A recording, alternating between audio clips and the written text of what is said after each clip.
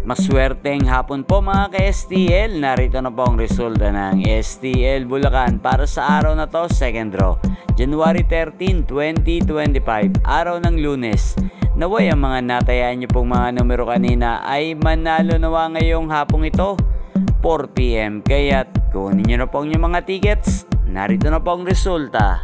Ang mga numerong nanalo sa STL Bulacan ngayong hapong ito, January 13, 2025, 4 PM. Second draw result, 17 at 26. In exact order. Sa lahat po ng tumaya kanina sa STL Bulacan para sa second draw ng 17 at 26. Congrats po sa inyo. Panalo po kayo again, 17 at 26. At ngayong hapong ito sa STL Bulacan, atin pong i-shoutout si Kuya Tino ng Bulacan. Shoutout po sa iyo, Kuya Tino. Naway ang mga tinataya mong mga numero sa Bulacan ay sana ay manalo na po ngayong hapong ito. At sana ay nasa mabuti ka rin pong kalagayan. At sa lahat po ng mga taga Bulacan dyan, shoutout po sa inyo. Naway nasa mabuti rin po kayong kalagayan.